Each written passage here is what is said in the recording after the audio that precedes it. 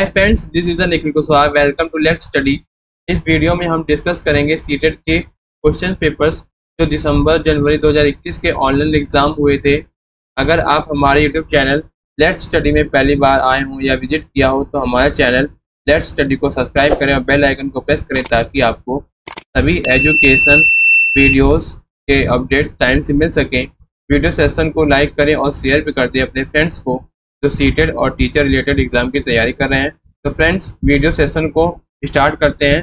तो आज हम लोग वीडियो में डिस्कस करेंगे सीडीपी के वो 30 क्वेश्चंस जो सीटेट ऑनलाइन एग्जाम 2021 में पूछे गए थे। आज हम 20 दिसंबर 2021 के पेपर 2 के चाइल्ड डेवलपमेंट एंड पेडागोजी के 30 क्वेश्चंस को सॉल्व करेंगे जो सीटेट एग्जाम में पूछे गए थे। तो सॉल्व करना स्टार्ट करते हैं। तो ये है हमारा पहला question, paper 2 English and Hindi. Okay 20 आज हम लोग डिस्कस करेंगे पेपर सीबीएसई सीटेट पेपर 2 जो 30/12/2021 में आपके ऑनलाइन एग्जाम हुए थे। देखिए 20 दिसंबर 2021 का क्वेश्चन पेपर सॉल्व करेंगे और सीडीपी पार्ट का हम लोग आज डिस्कशन करेंगे। सीडीपी के वो 30 क्वेश्चंस जो आपके ऑनलाइन एग्जाम में आए थे जो 20 दिसंबर 2021 पेपर 2 में आपके सीडीपी क्वेश्चंस आए थे। चलिए आइए देखते हैं। पहला क्वेश्चन है, the nature of relationship between development and learning is viewed by Lev Vygotsky is having which of the following characteristics. आपके ऑप्शंस हैं, it is linear in nature, the relation is static in nature, learning often precedes development, fourth option है आपका development often precedes learning.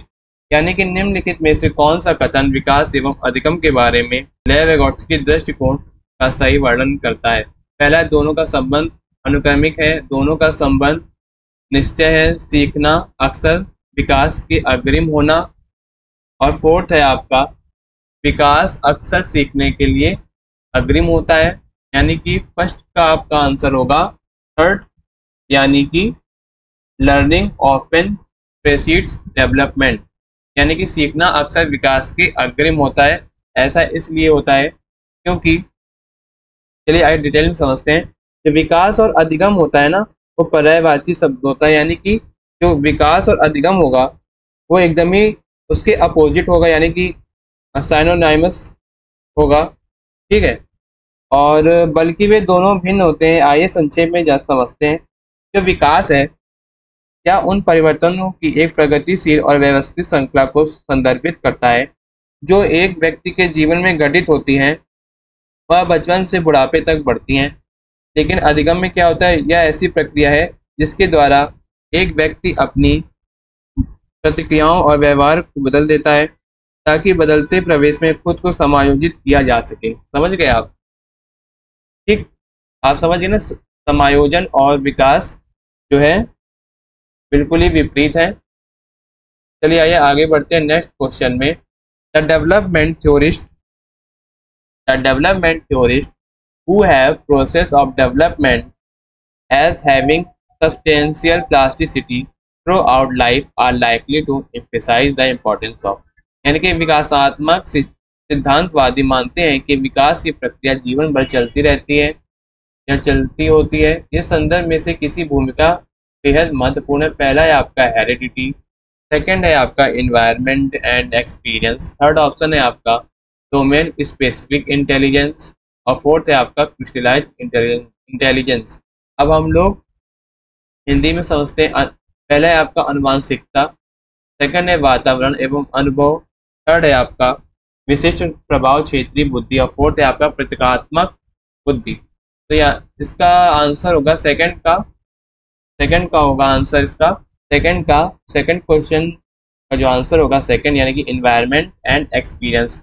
ऐसा इसलिए है क्योंकि जो विकासात्मक मनोवैज्ञानिक एक वैज्ञानिक दृष्टिकोण है जिसमें जीवन भर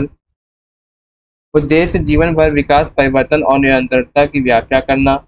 यह देखता है कि किसी व्यक्ति के जीवन में सोच, भावना और व्यवहार कैसे बदलते हैं। ठीक है, विकासात्मक नम्यता जीवन काल के दौरान किसी जीव द्वारा अपनाए गए विकासात्मक प्रक्षेप वर्ग में स्थायी व्यवहार संरचनात्मक होते हैं और शारीरिक परिवर्तनों का वर्णन करते हैं।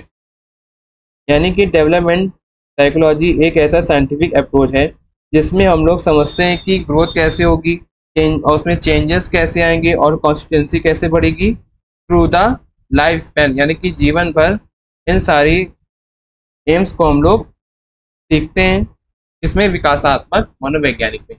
चलिए आइए अब बढ़ते हैं आगे थर्ड क्वेश्चन में। थर्ड क्वेश्चन आपका कह रहा है discontinuity in the developmental process referred, तो क्या है आंसर? सेकंड। थर्ड है आपका question discontinuity in the developmental process refer to, आपके ऑप्शंस हैं new way of understanding the world that emerge during the process of development, second है negative breaks in the developmental process, third है आपका option a downward negative trend in development, और fourth है आपका interference in the development process।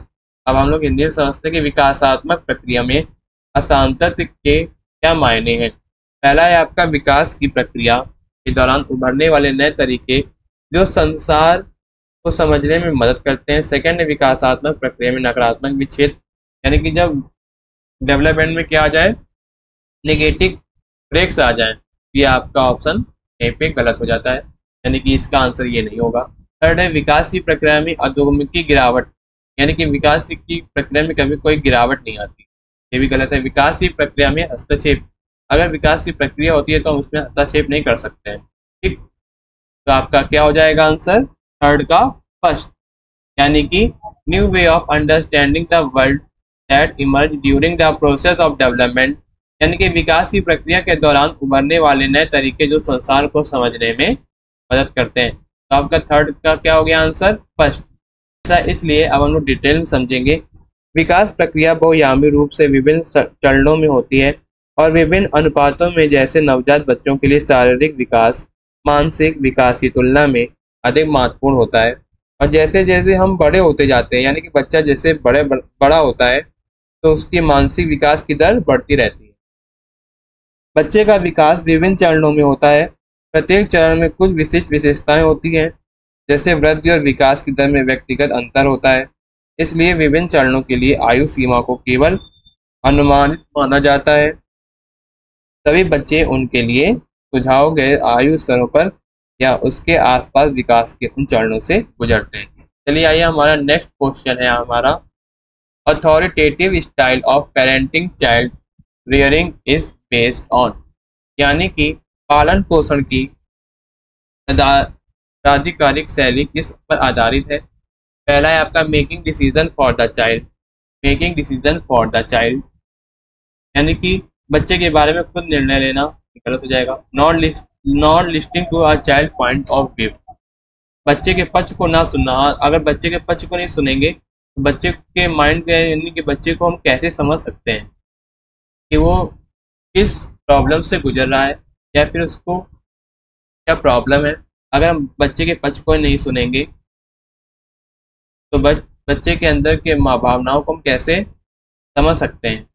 Third है आपका make unreasonable demand from the child, यानी कि बच्चे से अनविवेकपूर्ण मांग करना, ये भी गलत है, कोई भी मांग नहीं कर सकते हम बच्चों से। फोर्थ है आपका engage in joint decision making wherever possible, यानी कि जब संभव हो तब बच्चे के साथ साझेदारी में निर्णय लेना चाहिए, यानी कि जब बच्चा क्या होना चाहिए, संभव हो तो बच्चे के साथ साझेदारी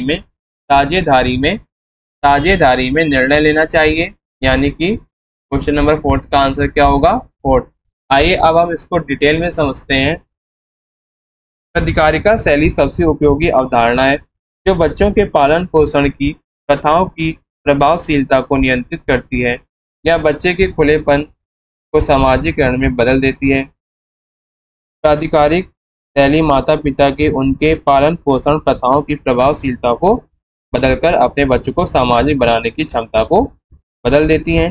चार परवरिश शैलियाँ अधिनायकवादी, प्राधिकारिका, अनुमेय और असंबद्ध शैलियाँ हैं, असंबद्ध शैलियाँ हैं। क्वेश्चन नंबर 5 है आपका अकॉर्डिंग टू जीन पियाजे the process of development changes take place through which of the following cognitive function. First, यानी कि जीन पियाजे के अनुसार विकासात्मक बदलाव की प्रक्रिया निम्न में से किन विशिष्ट संज्ञानात्मक प्रक्रियाओं द्वारा घटित होती है। पहला आपका ऑप्शन है experience and social transmission, second है एजिमिलेशन एंड एकोमोडेशन, और आपका थर्ड है आपका मेच्योरेशन एंड एक्सपीरियंस, फोर्थ है आपका सोशल ट्रांसमिशन एंड मेच्योरेशन। यानी कि फिफ्थ का आपका आंसर हो जाएगा एजिमिलेशन, यानी कि अनुभव एवं यानी कि समावेशन एवं समायोजन, फिफ्थ का सेकंड। ऐसा इसलिए कि जो जीन पियाजे ने एक सिद्धांत दिया था संज्ञानात्मक विकास सिद्धांत, जीन पियाजे ने इस सिद्धांत में ये कहा था कि जीवन की वास्तविकता को प्रतिबंधित करने और खोजने के लिए एक बच्चे की शक्ति न केवल एक बच्चे की परिपक्वता स्तर पर न ही उसके अनुभव पर बल्कि दोनों की अंतक्रिया पर निर्भर करता है। जीन पियाजे के अनुसार दुनिया में पहले से मौजूद ऐसा कोई ज्ञान नहीं है कि इसे किसी बच्चे को सिखाया जा सके, न ही बच्चे को ज्ञान सहज रूप से अपने आप आता है, यानी कि बच्चा करके ही सीखता है। या नहीं कि बच्चा जन्म, यानी कि आप ये क्या होता है, बच्चा जो है अपने गर्भ से नहीं सीख के आता है, बच्चा क्या करता है जन्म के बाद बहुत सारी क्रियाएं सीखता है। किसी बच्चे को सिखाया जा सकता है, ना ही बच्चे को ज्ञान सहज रूप से, यानी कि अपने आप नहीं सीख सकता, यानी कि उस बच्चे को सिखाना पड़ता है। कि ज्ञान का विकास कब होगा, तब जब बच्चा संसार में कार्य करता है। उनका सिद्धांत यह समझने में भी मदद करता है कि बच्चे कैसे ज्ञान का निर्माण करते हैं। इस प्रकार इसे रचनात्मक और रचनावाद में एक सिद्धांत के रूप में भी जाना जाता है। चलिए आइए नेक्स्ट क्वेश्चन है अब आपका question number 6। A 5-year-old child was given 10 pebbles by her teacher. She put the pebbles in different formation. Example: a short line, a long line, and a circle. She counted these pebbles repeatedly. Which of the following cognitive schema is she attempt to attain according to Jean Piaget? यानी कि एक 5 साल की बच्ची को उसकी शिक्षिका ने 5 छोटे पत्थर दिए और बच्ची ने उन पत्थरों को अलग अलग प्रकार से लगाया। एक छोटी लाइन, उस बच्ची ने क्या किया, एक पत्थर को क्या किया, छोटी लाइन में लगाया, एक बड़ी लाइन लगाई और एक वर्ताकार यानी कि एक सर्कुलर के फॉर्म में पत्थरों को क्या किया, उस पैटर्न में रखा, सर्कल फॉर्म के पैटर्न में रखा। फिर उसने उन पत्थरों को बार बार गिना। जीन पियाजे के अनुसार यह बच्ची निम्न में से किस संख्यात्मक सीमा को ग्रहण करने की कोशिश कर रही है। आपके ऑप्शंस हैं seriation, transitive influence, nominal scale, conservation of numbers. अब हम लोग हिंदी में समझते हैं इसके ऑप्शन। क्रमबद्धीकरण, संक्रमण, अनुमति, सांकेतिक मापदंड, संख्या का संरक्षण। यानी कि इसका क्या हो जाएगा आंसर, संख्या का संरक्षण। ऐसा इसलिए अब हम लोग डिटेल में समझते हैं कि पियाजे के अनुसार संज्ञानात्मक विकास के विभिन्न चरणों में अलग अलग दरों पर होता है। जब पियाजे अनुभूति की बात करते हैं तो उनका अर्थ उस मानसिक प्रक्रिया से है जो ज्ञान को क्रमबद्ध, व्यवस्थित और उपयोग कर सकती है। यह क्षमता शिक्षार्थियों में जन्मजात शक्ति, अनुवांशिकता, पर्यावरण और परिपक्वता की अंतक्रिया के माध्यम से विकसित होती है। ठीक समझ गए? जिसका आंसर आपका होगा 6 का 4। अब आइए आगे बढ़ते हैं। अकॉर्डिंग टू 7th क्वेश्चन है आपका। According to Lev Vygotsky, the process of cognitive development is mediated by, यानी कि लेव वेगोट्स्की के अनुसार संज्ञानात्मक विकास के लिए निम्न में से किसकी मध्यस्थता आवश्यक है। पहला है आपका cultural tool, cultural models, cultural signifiers, cultural derivatives. अब आपके ऑप्शन हिंदी में समझते हैं हम। इसके ऑप्शन हम लोग समझते हैं हिंदी में। सांस्कृतिक औजार, सांस्कृतिक ढंग, प्रकार, सांस्कृतिक सूचक, सांस्कृतिक व्युत्पन्न। इसका आंसर होगा आपका 7th का फर्स्ट, सांस्कृतिक औजार। ऐसा इसलिए है क्योंकि सोवियत मनोवैज्ञानिक लेव वेगोट्स्की ने सामाजिक सांस्कृतिक सिद्धांत प्रतिपादित किया है। यह सिद्धांत उस विचार का तात्पर्य है कि सामाजिक संपर्क शिक्षार्थियों की संज्ञानात्मक क्षमता के विकास में महत्वपूर्ण भूमिका निभाता है। सांस्कृतिक लोगों के एक विशेष समूह की विशेषताएं हैं और ज्ञान है जिसमें भाषा, धर्म, भोजन, सामाजिक आदतें, संगीत और कला शामिल है। यानी कि लेव वेगोट्स्की, a Soviet psychologist, has propounded the socio-cultural theory. This theory implies the idea that social interaction play a crucial role in the development of learners' cognitive ability. Culture is the characteristics and knowledge of a particular group of people. It comprises language, religion, cuisine, social habits, music and arts. चलिए अब आगे बढ़ते हैं next question में। आपका next question है question number 8। Development in zone of proximal development according to Lev Vygotsky can be facilitated through. यानी कि लेव वेगोट्स्की के अनुसार समीपस्थ विकास के क्षेत्र में विकास के क्षेत्र को किस प्रकार बढ़ावा दिया जा सकता है। आपका पहला ऑप्शन है collaborative dialogue, observational learning, third है रिवर्सिबल थिंकिंग, फोर्थ है एक्सपोजिटरी लर्निंग। अब हम लोग हिंदी में समझते हैं इनके ऑप्शंस को। सहयोगात्मक संवाद, अनुकरण द्वारा सीखना, थर्ड है आपका प्रतिवर्ती सोच, प्रतिपादक अधिगम। तो 8 का आपका ऑप्शन करेक्ट होगा कोलैबोरेटिव डायलॉग्स। अब हम लोग ऐसा इसलिए है, अब हम लोग इसको डिटेल में समझते हैं। यानी कि लेव वेगोट्स्की ने एक सामाजिक सांस्कृतिक सिद्धांत दिया और उसमें यह कहा कि सामाजिक अंतक्रिया शिक्षार्थियों की संज्ञानात्मक क्षमता के विकास में महत्वपूर्ण भूमिका निभाता है। बच्चा स्वतंत्र रूप से और सहायता के साथ क्या क्या कर सकता है के बीच का अंतर, एक शिक्षार्थी अपने दम पर क्या क्या कर सकता है और किसी की मदद सेवा क्या कर सकता है, इसके बीच अंतर करना। बच्चे को अकेले करने के लिए कार्यों की सीमा बहुत कठिन करना, लेकिन वयस्कों को और अधिक कुशल सहकर्मियों की मदद से संभव है। यानी कि किसी के मार्गदर्शन में शिक्षार्थी के वास्तविक विकास पर स्तर और उसके विकास के स्तर के बीच की दूरी। अब आइए नेक्स्ट क्वेश्चन आगे बढ़ते हैं। अब हम लोग question number 9। The stage 5 of post conventional morality is given by Lawrence Kohlberg is marked by, और आपके ऑप्शन हैं आपकी agreement to follow a social contact for the benefit of humanity. Second है आपकी exploration of ethics even beyond social contact. Third है आपका formulation of moral rules that bypass ethics. Fourth है आपका the need to appear to be a good person. यानी कि Lawrence कोहल्सबर्ग द्वारा सुझाए गए पद परंपरागत नैतिकता के अंतर्गत स्तर 5 की नैतिकता का क्या अंकित करता है। अब आपके ऑप्शन है 9 का थर्ड, ऐसे नैतिक नियमों को प्रतिपादित करना जो आचार संहिता के परे हो। अब हम लोग डिटेल में इसको समझेंगे। लॉरेंस कोहल्सबर्ग ने 3 स्तरों पर नैतिक विकास बताए हैं, पूर्व पारंपरिक, पारंपरिक और उत्तर पारंपरिक को परिभाषित किया है। प्रत्येक स्तर पर 2-2 अलग चरण होते हैं। थर्ड है उत्तर पारंपरिक नैतिकता, यानी कि उत्तर पारंपरिक स्तर के दौरान एक व्यक्ति की नैतिकता की भावना को अधिगम, अमूर्त सिद्धांत और मूल्य के संदर्भों में परिभाषित किया जाता है।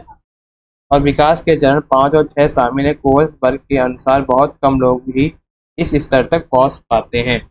चलिए अब हम लोग आगे बढ़ते हैं। Question number 10।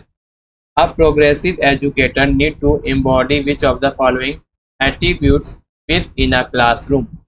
यानी कि एक प्रगतिशील शिक्षकों को अपनी कक्षा में किस प्रकार का रवैया रखना चाहिए, यानी कैसा बिहेवियर रखना चाहिए कि जो आपके क्लासरूम में जो स्टूडेंट्स हैं कैसे आपके ऊपर अटैक करें और आप जो क्वेश्चन पूछो उसका जवाब दें, और एक क्लास में ऐसा इन्वायरमेंट हो जाए ताकि बच्चे क्या हो, शिक्षिका या शिक्षक के अकॉर्डिंग क्या होना चाहिए, अट्रैक्ट होना चाहिए। ठीक।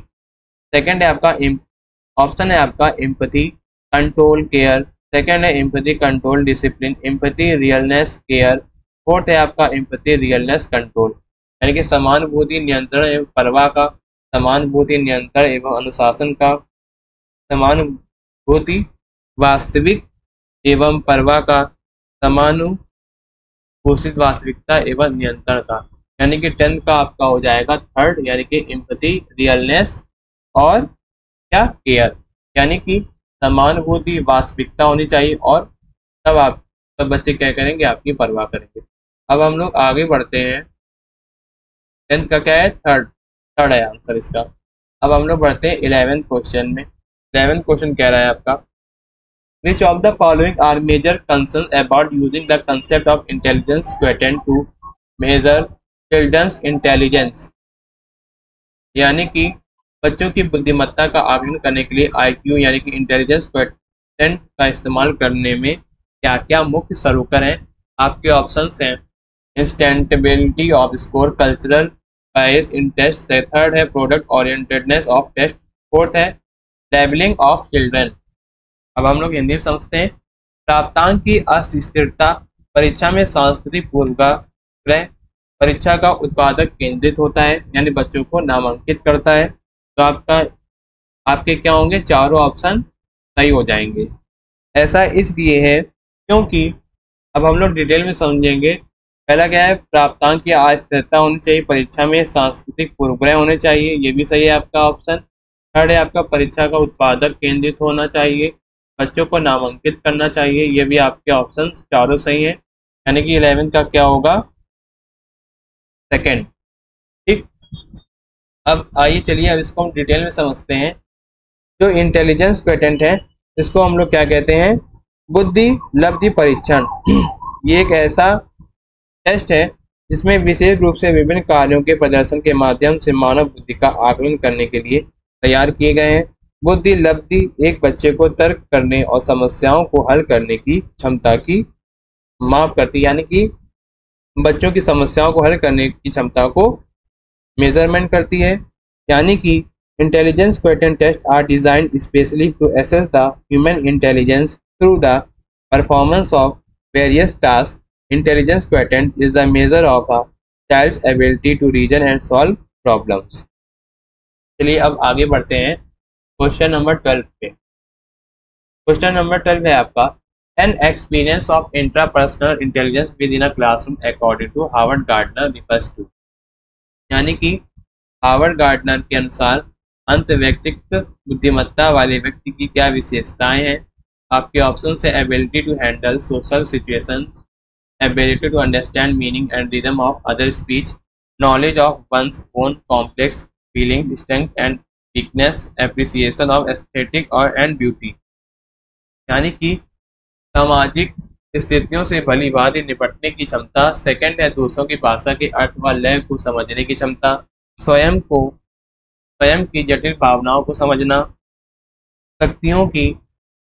शक्तियों और कमजोरियों का ज्ञान कराना, फोर्थ है आपका सौंदर्य एवं सौंदर्य बोध की सराहना। तो 12th का आंसर आपका क्या होगा, थर्ड, यानी कि स्वयं की जटिल भावनाओं और शक्तियों व कमजोरियों का ज्ञान करना। यानी कि जब आपको स्वयं की कुछ भावनाओं यानी जटिल, यानी कि अगर आपको अपनी फीलिंग्स की और भावनाओं की और शक्तियों और कमजोरियों का ज्ञान नहीं होगा तो आप सर्वाइव नहीं कर पाओगे। यानी कि खुद को जानना बहुत ही इम्पोर्टेंट है इसके अनुसार, हार्वर्ड गार्डनर के अनुसार। अब आइए चलिए डिटेल में समझते हैं इनको। जो हार्वर्ड गार्डनर है एक अमेरिकी मनोवैज्ञानिक है, यानी कि एक अमेरिकन साइकोलॉजिस्ट हैं। उन्होंने एक थ्योरी दी है, थ्योरी ऑफ मल्टीपल इंटेलिजेंस, यानी कि बहुबौद्धिकता के सिद्धांत। यह एक ऐसा सिद्धांत है जिसमें क्या उन्हें विश्वास नहीं था कि संज्ञान का वह रूप है जो सभी मानवीय सोच को छोटा बनाता है। स्वायत्त बौद्धिकता क्षमताओं के साथ कई बौद्धिकता होती है, इसलिए बुद्धि का और एक इकाई के रूप में नहीं देखा जा सकता है। गार्डनर ने प्रारंभ में 8 प्रकार की बौद्धिकता का प्रस्ताव रखा था जो बाद में बढ़कर 9 हो गई थी। इस प्रकार गार्डनर प्रत्येक व्यक्ति को विभिन्न बौद्धिकता के विशिष्ट संयोजन के रूप में देखते थे। इसलिए हम यह नहीं कह सकते हैं कि एक व्यक्ति अधिक बुद्धिमान है और दूसरा कम बुद्धिमान। गलत का आपका क्या हो जाएगा, थर्ड। अब चलिए आइए आगे बढ़ते हैं। 13 the role of children within the classroom is to encourage children to express which of the following attitude related to gender. यानी कि जेंडर के संदर्भ में एक शिक्षिका को कक्षा में बच्चों को किसके लिए प्रेरित करना चाहिए। पहला है आपका gender typing, gender constancy. Third है adopt socially acceptable gender roles. Fourth है आपका जेंडर स्टीरियोटाइप फ्लेक्सिबिलिटी, यानी कि जेंडर बद्धता, जेंडर स्थिरता, सामाजिक तौर पर स्वीकृत जेंडर भूमिका अपनाने के लिए, जेंडर रूढ़िवादिता में लचीलेपन के लिए। तो आपका क्वेश्चन नंबर 13 का आंसर क्या हो जाएगा? 13 का फोर्थ, यानी कि जेंडर स्टीरियोटाइप फ्लेक्सिबिलिटी, यानी कि जेंडर रूढ़िवादिता में लचीलापन के लिए। अब चलिए आइए इसको हम डिटेल में समझते हैं। यानी कि शिक्षक शिक्षा के कार्य करने करता है और उनका धैर्य और दक्षता कक्षा में एक छात्र की सफलता को महत्वपूर्ण रूप से प्रभावित करता है। शिक्षक भविष्य की पीढ़ियों को आकार देने और डालने के लिए एक बड़ी जिम्मेदारी निभाते हैं और अपने छात्र की सफलताओं में योगदान देते हैं। ठीक, चलिए अब आइए पढ़ते हैं नेक्स्ट क्वेश्चन में। क्वेश्चन नंबर 14 है आपका, in a classroom where students have diverse learning profile a teacher needs to, यानी कि सीखने में विविधता रखने वाले विद्यार्थियों की कक्षा में एक शिक्षक को identify normative level of teaching, find creative way of engaging with diverse learning face of student. Third है creative special achievement and remedial section, do ability grouping within classroom, यानी कि 14 का, यानी कि पढ़ाने की मानकी स्तर को पहचानना चाहिए। सेकंड है सीखने में विविध गति रखने वाले विद्यार्थियों की भागीदारी लिए के सृजनात्मक तरीके खोजने चाहिए। थर्ड है आपका विशिष्ट उपलब्धि एवं प्रतिविधि कक्षाएं बनाना चाहिए। कक्षा में योग्यता के आधार पर समूहीकरण करना चाहिए, यानी कि 14 का आंसर होगा आपका सेकंड, सीखने में विविध गति रखने वाले विद्यार्थियों की भागीदारी लिए के लिए सृजनात्मक तरीके खोजने चाहिए, यानी कि एकदम क्या होना चाहिए? क्रिएटिव होना चाहिए। अब आइए चलते हैं डिटेल में समझते हैं। शिक्षार्थी के शिक्षण अधिगम प्रक्रिया एक बहुत ही महत्वपूर्ण घटक है। अधिगम की प्रक्रिया को सुविधाजनक बनाने और शिक्षार्थियों को प्रत्यक्ष और वास्तविक जीवन भर के अनुभव को प्रदान करने के लिए शिक्षक को विभिन्न भूमिकाएं निभानी पड़ती हैं। छात्र के अधिगम की गति या निष्पादन का स्तर शिक्षक की गतिविधियों से अत्यधिक प्रभावित होता है। शिक्षकों का उद्देश्य छात्र के समग्र व्यक्तित्व को विकसित करना है। चलिए अब आगे बढ़ते हैं। अब आप लोग है क्वेश्चन नंबर 15, यानी कि formative assessment is generally used, यानी कि निर्माणात्मक आकलन का प्रयोग मुख्यतः क्या है? फर्स्ट है आपका option to provide teachers with a rational basis for preparing test exams paper. Second है to help teacher plan better and provide supported non evaluative feedback to students. Third है to help student develop good test taking skills. Fourth है to discriminate appropriately between ability levels of students, यानी first है आपका शिक्षकों को तार्किक आधार पर परीक्षा पत्र तैयार करने के लिए किया जाता है। शिक्षकों को बेहतर योजना बनाने एवं विद्यार्थियों को सहयोगात्मक और गैर मूल्यांकित प्रतिपुष्टि देने के लिए किया जाता है। विद्यार्थियों में परीक्षा देने के बेहतर कौशल विकसित करने के लिए किया जाता है। फोर्थ है आपका अलग अलग क्षमता वाले विद्यार्थियों की उपयुक्त रूप से पहचान करने के लिए किया जाता है। तो आपका क्वेश्चन नंबर 15 का आंसर होगा क्वेश्चन नंबर सेकंड, यानी कि शिक्षकों को बेहतर योजना बनाने एवं विद्यार्थियों को सहयोगात्मक और गैर मूल्यांकित प्रतिपुष्टि देने के लिए किया जाता है। इसको अब हम डिटेल में समझते हैं, यानी कि आकलन अधिगम की प्रक्रिया में सुधार लाने के लिए कुछ उद्देश्य से जानकारी एकत्र करने, प्राप्त करने और उपयोग करने की एक प्रक्रिया है। यह एक बच्चे के विकास के दोनों शैक्षिक और सह शैक्षिक पहलुओं का मूल्यांकन करता है। इसी दो अलग अलग प्रकार के आकलन का वर्णन करता है, जिसमें रचनात्मक और योगात्मक आकलन शामिल है। तो आपका 15 का आंसर क्या हो गया? सेकंड। चलिए अब आगे बढ़ते हैं। क्वेश्चन नंबर 16 है आपका, multi cultural education is aimed at, यानी कि बहुसांस्कृतिक शिक्षा का उद्देश्य क्या है? फर्स्ट ऑप्शन है आपका educational equality for children from different culture with in a classroom. Second है educational equality for children from different culture within a classroom. Third है आपका option showcasing dance music of different culture on specific occasion like annual day of school. Third है fourth है आपका creating a special section in school for children belonging to different cultures.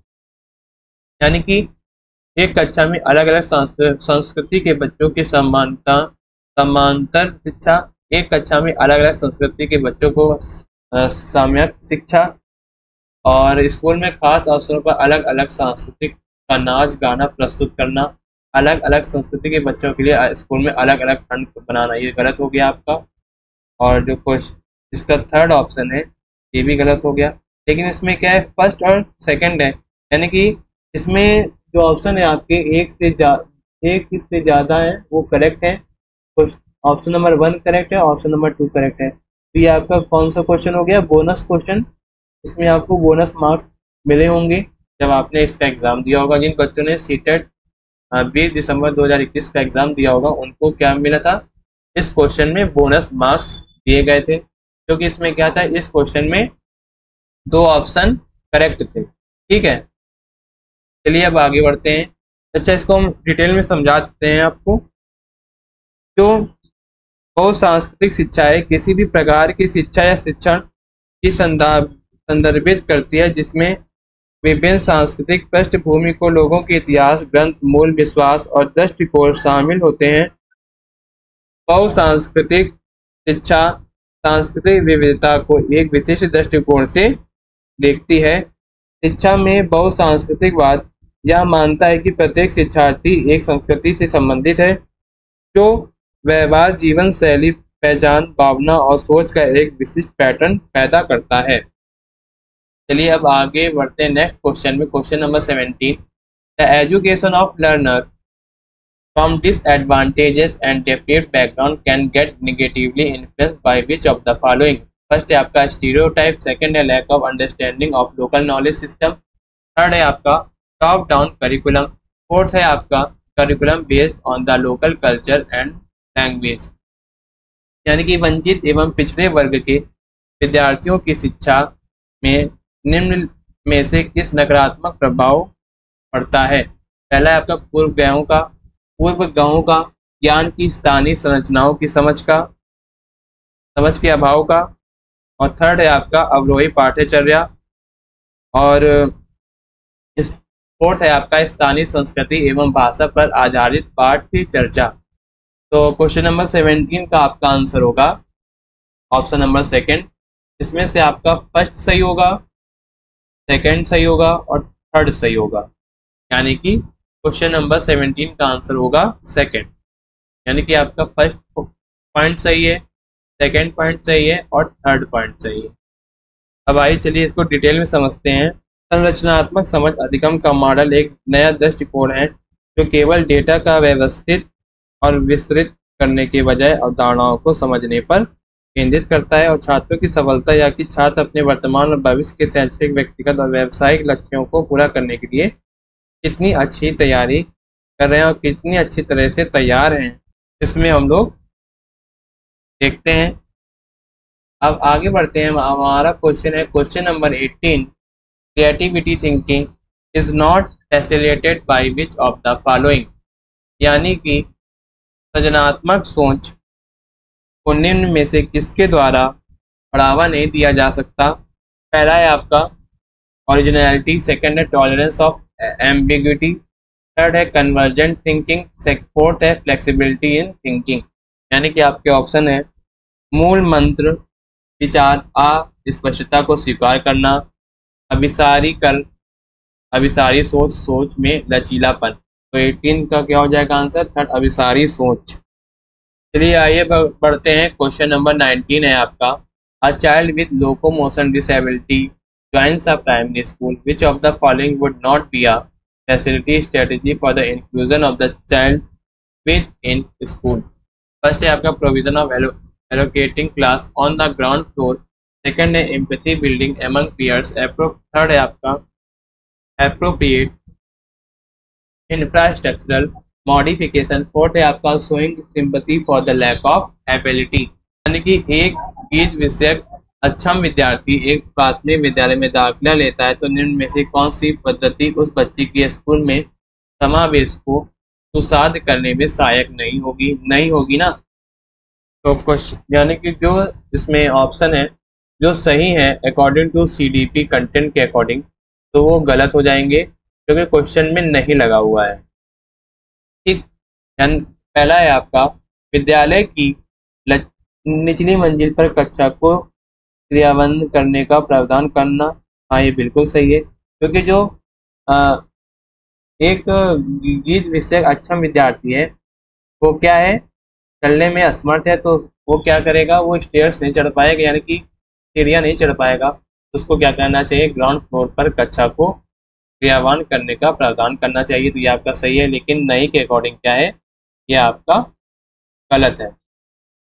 इसके बाद है समक्रियाओं को समानुभूति की भावना का विकास करना, यानी कि उनके अंदर भावना होनी चाहिए ताकि उनकी प्रॉब्लम्स को समझ सके। ये भी सही है, यानी क्या हो गया, नॉट के अकॉर्डिंग गलत। अब आता है आधार ठोस संरचनाओं में उपयुक्त बदलाव करना, ये भी सही है, लेकिन नॉट जो क्वेश्चन में नॉट लगा हुआ है, नॉट वर्ड लगा हुआ है, उसके अकॉर्डिंग क्या है ये स्टेटमेंट, ये ऑप्शन क्या है, गलत है। अब आता है लास्ट हमारा अक्षमता के प्रति सहानुभूति जताना, यानी कि अक्षमता होगी तो उसके अंदर सहानुभूति की कमी रखना, यानी कि ये गलत है, यानी कि नॉट के अकॉर्डिंग क्या है, ये सही होगा। तो क्वेश्चन नंबर 19 का आंसर क्या होगा, फोर्थ।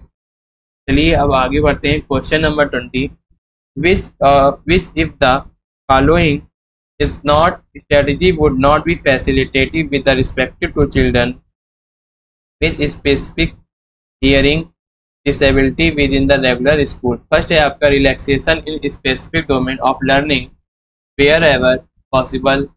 सेकेंड है रीजनेबल एकोमोडेशन, ठीक, और थर्ड है आपका continual negative comments on error committed individual। Fourth है आपका इंडिविजुअल एजुकेशनल प्लानिंग। जहाँ मुमकिन हो वहाँ अधिगम को विशिष्ट क्षेत्र में छूट, ये क्या हो जाएगा, छूट नहीं देनी चाहिए। पाठ्यचर्या में विवेकी समायोजन, पाठ्यचर्या में विवेकी समायोजन, ये भी गलत है।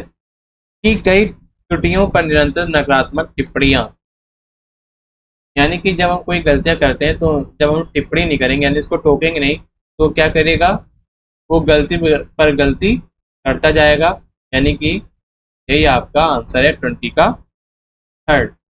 व्यक्तिगत शिक्षा योजना, ये एकदम करेक्ट है, यानी कि व्यक्तिगत यानी कि क्या होना चाहिए, इंडिविजुअल एजुकेशनल प्लानिंग होनी चाहिए ताकि वो अपने व्यक्तित्व को समझ सके। अब आगे चलिए आगे बढ़ते हैं। क्वेश्चन नंबर 21,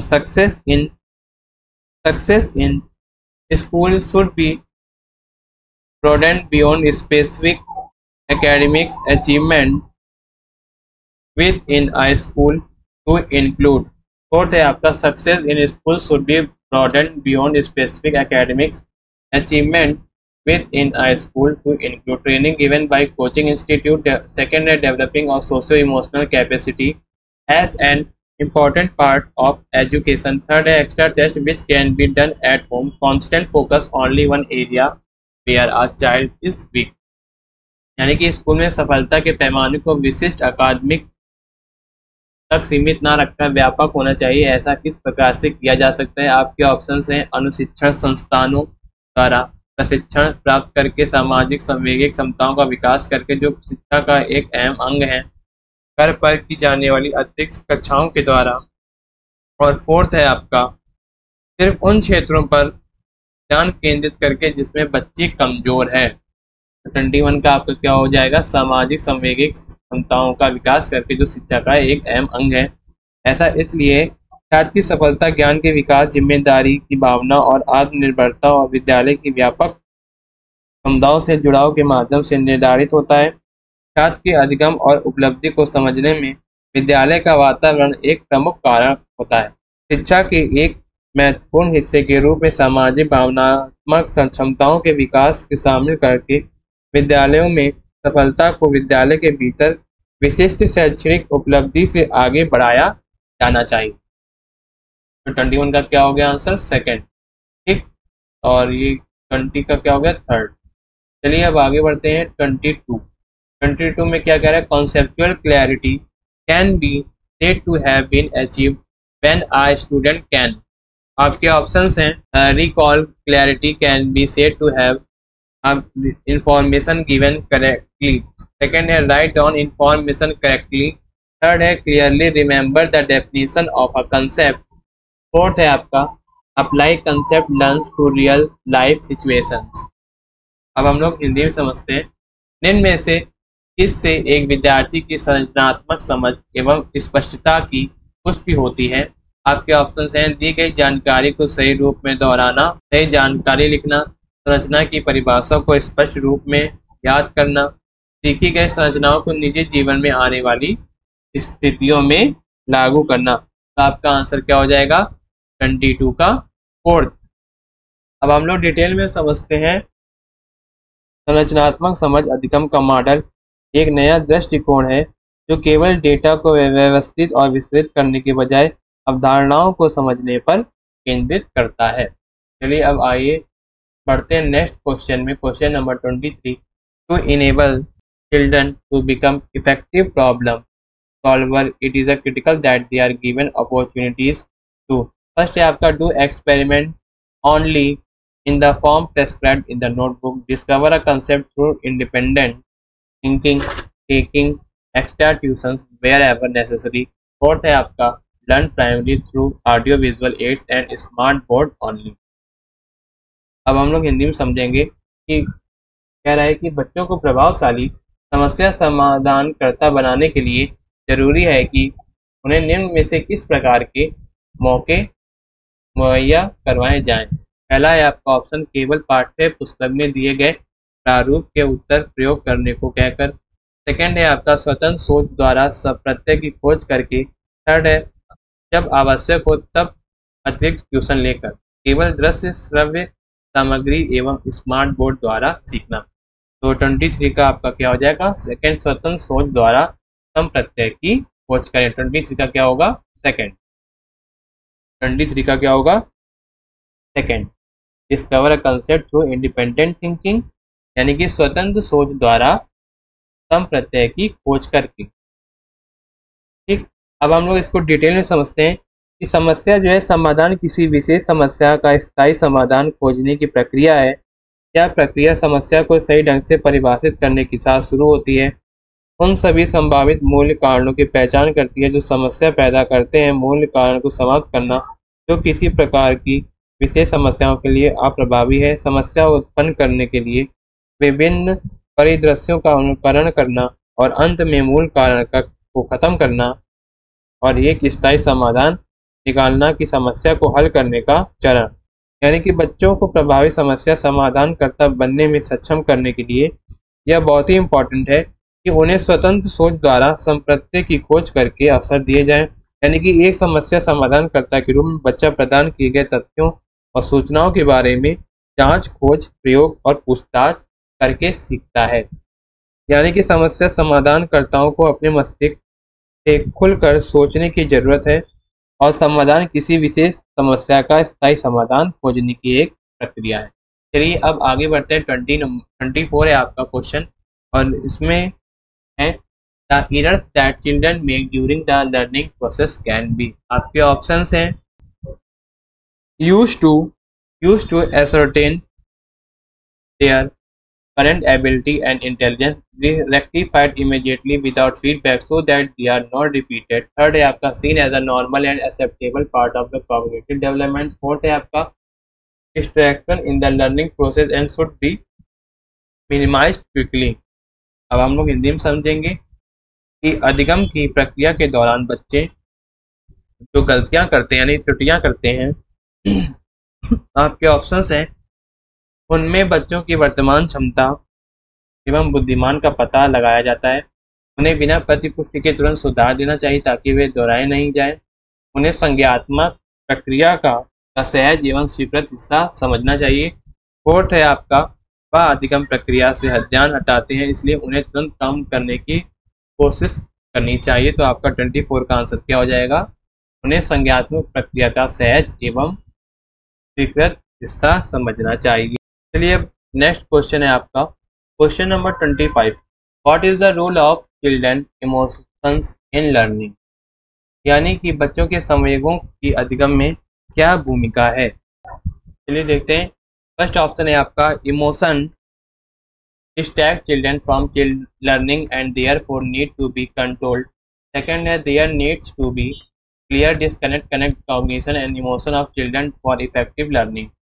Third है आपका emotion giving meaning to learning experience and need to be integrated within the learning process. Fourth है आपका emotions make learning process messy and unpredictable, यानी कि बच्चों के संवेगों की अधिगम में क्या भूमिका है। पहला संवेग बच्चों को सीखने में बाधित करते हैं, इसलिए उनको काबू में रखना चाहिए। फोर्थ है सेकंड है आपका प्रभावशाली अधिगम के लिए संज्ञान को बच्चों के संवेगों से पृथक रखना चाहिए। थर्ड है संवेग सीखने की प्रक्रिया को अर्थपूर्ण बनाते हैं तथा उन्हें सीखने की प्रक्रिया में एकीकृत रूप में सम्मिलित करना चाहिए। फोर्थ है आपका संवेग सीखने की प्रक्रिया में गड़बड़ी करते हैं तो इसे अपूर्णमय बनाते हैं। तो 25 का आपका ऑप्शन होगा थर्ड, यानी कि संवेग सीखने की प्रक्रिया को अर्थपूर्ण बनाना तथा उन्हें सीखने की प्रक्रिया में एकीकृत रूप में सम्मिलित करना चाहिए। यानी कि संवेग भय, क्रोध, प्रेम आदि से जुड़ी एक मानसिक स्थिति है। किसी व्यक्ति की संवेगात्मक अवस्थाएं शारीरिक उत्तेजना, मनोवैज्ञानिक मूल्यांकन और व्यवहारिक परिवर्तनों का संयोजन होती है। Emotion is a mental state associated with fear, anger, love etcetera. The emotional state of an individual are the combination of psychological arousal, psychological appraisal and behavioral changes. चलिए अब आगे बढ़ते हैं नेक्स्ट क्वेश्चन में। क्वेश्चन नंबर 26 आपका कह रहा है children can be encouraged to become intrinsically motivated learners, giving reward for encouragement or punishment them to avoid making mistakes, learning from the mistakes making during learning process without any negative penalty. Fourth है आपका encourage teaching attention to performed by a special achievers within a classroom, यानी कि बच्चों को आंतरिक रूप से अभिप्रेरित अधिगम करता बनाने के लिए किस तरह से प्रोत्साहित किया जाना चाहिए। हौसला बढ़ाने के लिए इनाम देकर, त्रुटियां करने पर दंड देना यानी गलतियां करने पर दंड देकर। थर्ड है आपका अधिगम प्रक्रिया के दौरान की गई त्रुटियों से सीखकर बिना किसी नकारात्मक दंड के डर बिना। फोर्थ है आपका शिक्षिका द्वारा कक्षा में खास उपलब्धि वाले विद्यार्थियों पर खास ध्यान देना चाहिए, यानी कि अधिगम, इसका आंसर होगा 26 का थर्ड, यानी कि अधिगम प्रक्रिया के दौरान की गई त्रुटियों से सीख कर बिना किसी नकारात्मक दंड के डर के बिना। यानी कि अभिप्रेरणा एक शिक्षार्थी को एक विशिष्ट लक्ष्य को प्राप्त करने के लिए एक विशिष्ट दिशा में कार्य करने के लिए प्रोत्साहित करती है या लक्ष्य को प्राप्त करने के लिए छात्र के ध्यान को केंद्रित करने में मदद करता है। शिक्षार्थियों को प्रेरित करने के कई तरीके हैं जिन्हें या तो बाहरी या आंतरिक प्रकार की प्रेरणा में वर्गीकृत किया जा सकता है। बाहरी अभिप्रेरणा एक परिणाम प्राप्त करने के लिए एक गतिविधियां हैं और उसको प्रदर्शन को संदर्भित करती हैं और व्यक्ति के बाहर से आती हैं। जो आंतरिक अभिप्रेरणा है यानी कि इंट्रिंसिक मोटिवेशन, ये एक ऐसा मोटिवेशन है जो प्रेरणा को संदर्भित करता है, जो स्वयं कार्य में रुचि से प्रेरित होता है और व्यक्ति के भीतर मौजूद होती है।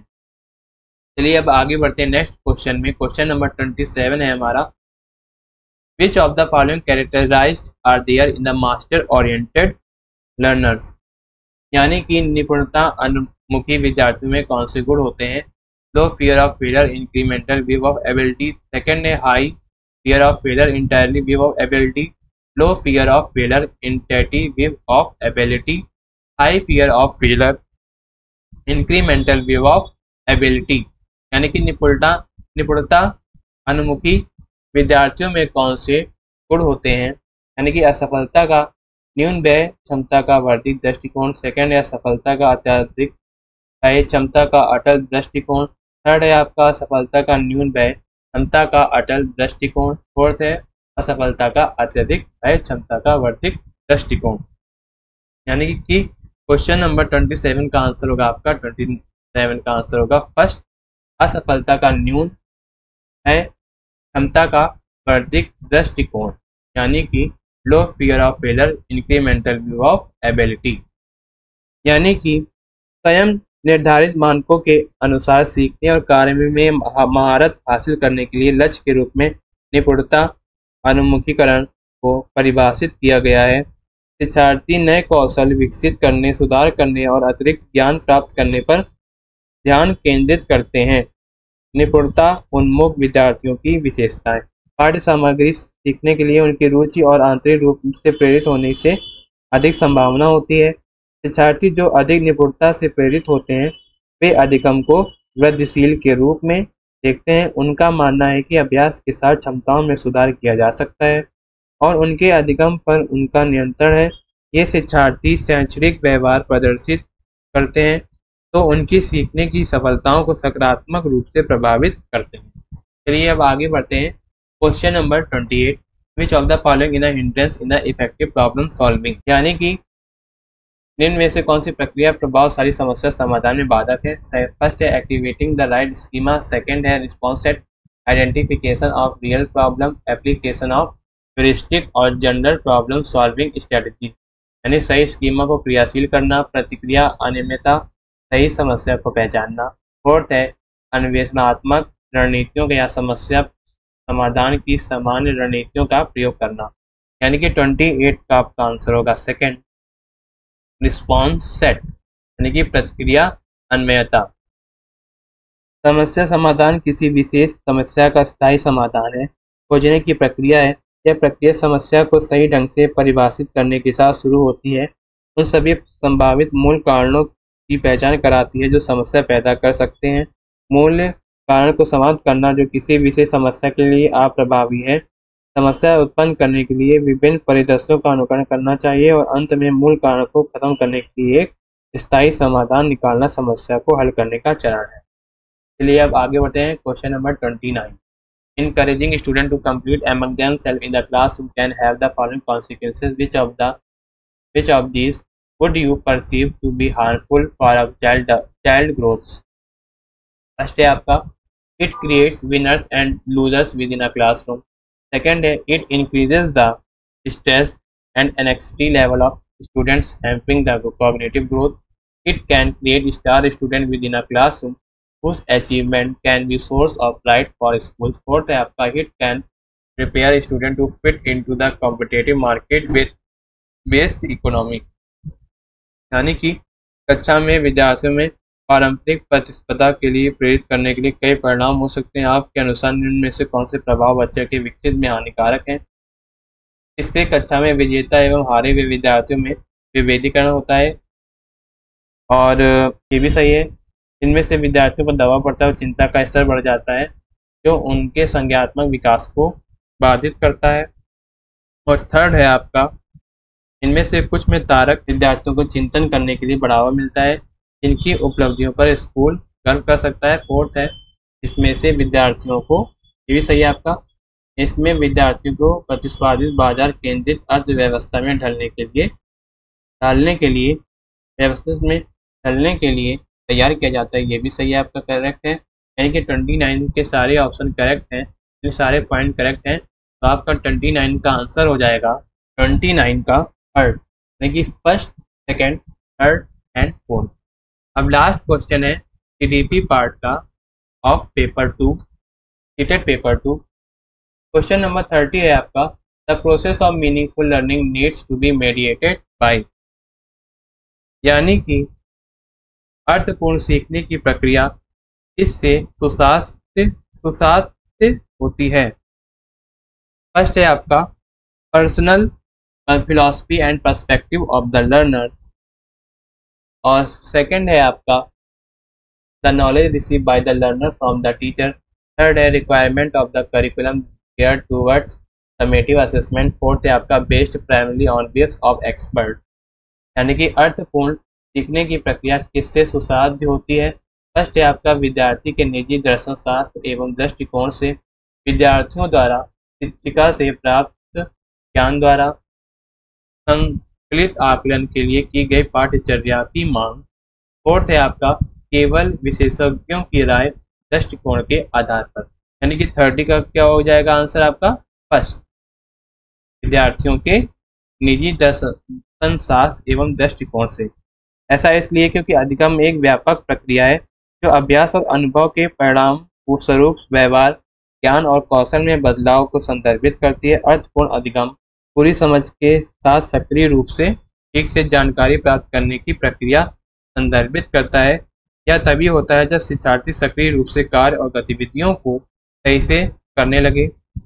यानी कि विद्यार्थी के निजी दर्शन शास्त्र एवं दृष्टिकोण अर्थपूर्ण अधिगम की प्रक्रिया निम्नलिखित है द्वारा सुसाध्य होती है। विद्यार्थियों के निजी दर्शन शास्त्र एवं दृष्टिकोण व्यवहारिक गतिविधियों जिनके माध्यम से बच्चा गुणवत्तापूर्वक अनुभव प्राप्त करता है। अवधारणाओं की उनकी समझ को बढ़ावा देने के लिए विद्यार्थियों की सक्रिय भागीदारी, अधिगम के प्रति उनकी जिज्ञासा और रुचियों को पोषित करने के लिए विद्यार्थियों की आवश्यकताएं और उनके उद्देश्य हैं। ये थे आपके सीटेट 20 दिसंबर 2021 के पेपर 2 के सीटीपी पार्ट के 30 क्वेश्चंस जो हम लोगों ने आज के सेशन में एक्सप्लेन किए और समझे हैं। आई होप आपको वीडियो पसंद आया होगा, डिस्कशन पूरा पसंद आया होगा। इस क्वेश्चन पेपर को हमने बहुत ही डिटेल में डिस्कस किया है और यह पेपर इंपॉर्टेंट है जो सभी टीचिंग एग्जाम के लिए तैयारी कर रहे हैं, जिसमें child development and pedagogy subject यानी कि CDP यानी कि बाल विकास एवं शिक्षा शास्त्र विषय पूछा जाता है। जो लोग टीचिंग से रिलेटेड टीचिंग एग्जाम की तैयारी कर रहे हैं तो वीडियो को लाइक करें और शेयर भी कर दें, और वीडियो अच्छा लगा हो और पसंद भी आया हो तो हमारे चैनल लेट्स स्टडी को सब्सक्राइब करें और बेल आइकन को प्रेस करें ताकि सभी लेटेस्ट वीडियो के अपडेट्स आपको टाइम से मिल सकें।